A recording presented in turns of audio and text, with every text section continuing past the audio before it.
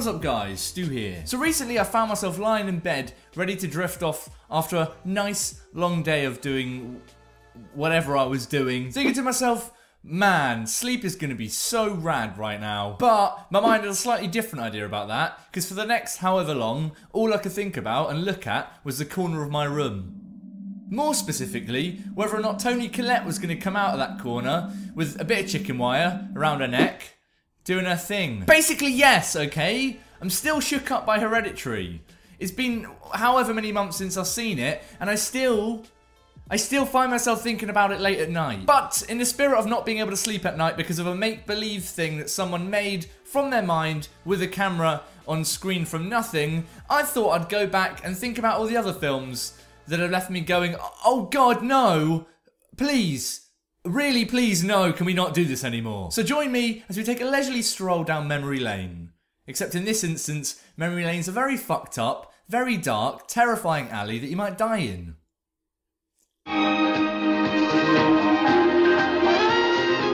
So let's kick things off with a nice little throwback to everyone's favourite decade, known mostly because it came after the 1980s, it's the ruddy 1990s. A time of many things, not least of those being that a film came out which shook me up very much as a little child. That film was The Witches, came out in 1990, it's an adaptation of Roald Dahl's classic children's book, The Witches, and this is one of those films which I saw very young, and it was filled with scenes which have stuck with me for life. But my favourite of those, well I say favourite, I guess the most prominent one which fucked me up for good was the painting scene, or the Erica Goes Missing scene as I like to call it, which is a lovely scene, basically about a little kid that gets kidnapped by a witch. And I watched it when I was, I don't know, this bit, not that small. I was small, okay, when I watched it. And fuck, this sequence is terrifying. Basically, it's like a short sequence in which the mum of the kid whose name I can't remember is telling him about how we should be careful about witches because witches like to take children. And one kid she once knew got kidnapped by a witch and then put in a painting. And everything about it's scary, man. Particularly if you're a small kid, right? Because you watch this and you think, Jesus Christ, I'm going to get kidnapped by a witch. It's going to happen. But firstly, the witch in this situation is terrifying, okay? It's a little old woman, right? That is terrifying. And I honestly think that this film might be the spawning point of my fear of old people in films, because it's something that genuinely terrifies me to this day. If you have an old person pop up in your film, I'm going to get shook. Nothing against old people, you know? You're just a bit older than everyone else, but you're terrifying. This old witch takes her eyes go blue, she doesn't have any toes. Is another thing about these witches, apparently they don't have toes. It's these little subtle details which will make a tiny little boy shit his pants. Oh, I better not go outside, I'm gonna get kidnapped by an old woman with no toes. It speaks for itself, guys. And then the kid gets stuck in a painting. Jesus. Everything about this sequence is horrible. No, this was one of the earliest scenes I saw when I was a kid, which I can remember being like, absolutely fuck this. Absolutely fuck it to the ground. I do enjoy that film, but a lot of my life was spent in fear of it. But now let's go forward a little bit in time to one of the other scenes which I can remember very vividly as a child being just utterly terrified of, and it stuck with me for life. It is, of course, everyone's favourite shawarma lamb in the oven for 2 hours, cook it slowly, get it out, you got a nice lamb roast film. It's The Sixth Sense. And obviously there are plenty of scenes to take from this one. It's a film about ghosts, right? You watch this as a kid, every scene's going to shake you to the very core. But for me, there was one scene in particular, and it's the kitchen scene. It's that scene where little old Joel Osment is going for a tinkle, and then something walks behind him, he goes in the kitchen, and there's a fucking dead ghost of a woman who cut her wrists, right? And she puts her arms out, and you see her slashes, and she goes, dinner's not ready yet. Cut to me, a tiny little 7-year-old boy, accidentally watching this scene before sleeping. What do you think is going to happen? You're going to get shook for life, Stu. And I was. And I still don't like going into the kitchen at night, because a little part of me thinks that that woman's going to be in there. And look, admittedly, this scene hasn't aged particularly well, because I can watch it now and I can go, I mean, it's not really very scary anymore, right? But there was a time when I genuinely could not get through this scene because it's terrifying. And there's that shot of the silhouette of this woman following him back to his little tent that he sees between his tent closing when he goes back in there. And that image of the silhouette has stuck with me for life. I'll never get that out of my brain. I really think I have this exact scene to thank for being a little bit on edge every time I hear a noise at night. If I ever have kids, I'm going to make it my utmost priority to never let them stumble across this scene. Fucking stick to Peppa Pig or whatever you want to do. Don't dabble in the suicidal ghosts in your kitchen at night. But now we move on to a slightly more recent film. It's Lake Mungo. And look, I know what you're thinking. I've neither seen or heard anything about this film, Stu. What are you on about? And you're not wrong. No one ever has. But I have. And it happens to have one of the scariest scenes I may have ever seen in it. Now, to give you a little bit of context in this film, before you just click away and never turn this back on again, it's an Australian horror flick from 2008, basically about a family that are dealing with their daughter's death. She drowns, and weird things start to happen. So it's kind of like a documentary-style found footage film about them learning about their daughter Alice's life after she died. And truthfully, it's a very uneventful, slow film, so it's not going to be for everyone. A lot of this film, nothing really happens. It's kind of one of those horror films. But there is a scene which is just horrible. One of the most unsettling, truly unnerving scenes I may have ever seen in a horror film that has never left my mind since I've seen it. But without spoiling it for you guys, because I want you to go and see this film if you haven't yet. Basically, it's a scene where they find some footage that's on their daughter's mobile phone after she went walking through the outback. And it's just this look on this figure's face in the darkness that may never leave my mind. It's the darkness, the quality of the camera it's filmed on, everything about it is unsettling. It is a big contribution to why I'm still a little bit terrified of the dark every time I got to go to sleep at night with no one else in the flat with me. Because I'd love to stand here and say, look, I'm 23 years old, I'm not scared of the dark anymore. That's child's business. But that's kind of not true, right? Genuinely, this film is one of the reasons I'm very scared to go past sort of large open fields or empty spaces at night alone. Which is a weirdly specific thing to be scared of, but is very real. I can't stress it enough, guys. Regardless of what you think about the rest of the film, this scene in Lake Mungo will shake you to the very core. But on the subject of being shaken to the very core, I don't have a segue for this one. Let's go a little bit back in time to the BFG.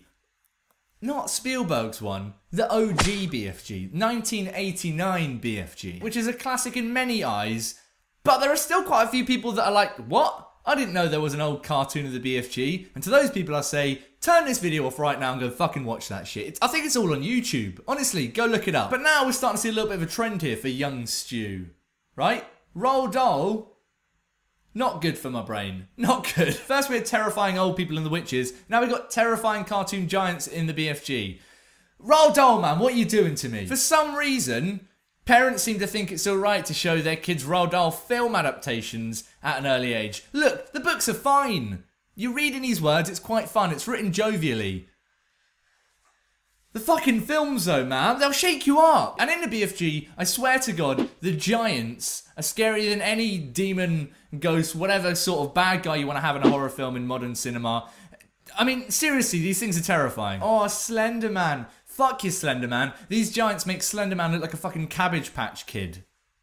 Which perhaps wasn't the best analogy there, because Cabbage Patch Kids are fucking terrifying, actually. But you see what I'm saying here, right? The giants in the BFG are literally haunting. They come in here with their fucking long nails, big hands, looking like fucking Long John Silver from Disney's Treasure Planet got hooked on every drug under the sun. There's a scene in this film where the giants are sort of doing their thing, coming into the city at night to steal kids from their beds. Nope. Absolutely not. Don't know how old I was when I first watched this, but I was certainly young. And for a good portion of my childhood, I genuinely lived in fear that a giant hand would come through my window and take me.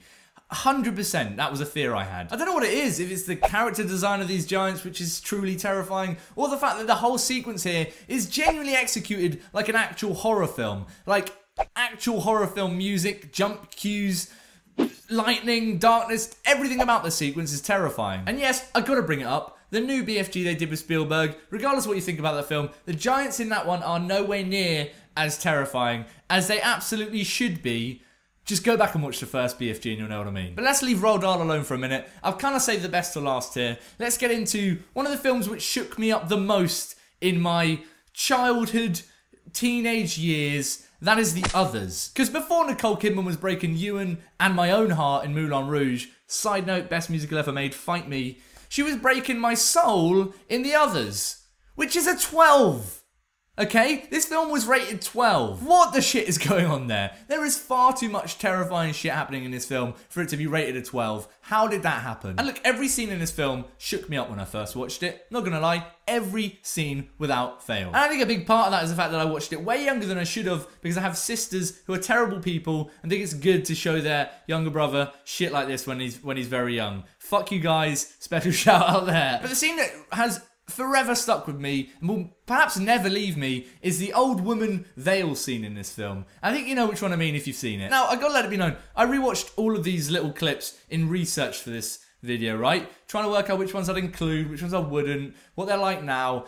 And this is still the only one of these clips that I genuinely kind of have a tough time watching now, even today. Basically, it's a bit when Nicole Kidman walks into the room where she thinks her little small daughter is playing with a toy in like dress up, in a little wedding dress. But it's not her daughter, it's an old woman in the place of her daughter. There's that horrible, horrible shot of Nicole Kidman realising something's wrong, and then you cut to a shot of this old woman's hand playing with a toy, and you're like, fuck, this is not what I signed up for. Now, if The Witch has started my fear of old women in films, The Others is like a gentle reminder that I still should shit my pants every time they come on screen. As if my brain was forgetting that for any reason whatsoever. It's just the old woman's face coming through that veil, guys, is a image that is etched into my brain for eternity. I don't think it's ever going. She's got like white eyes and she's talking with the voice of the tiny little kid.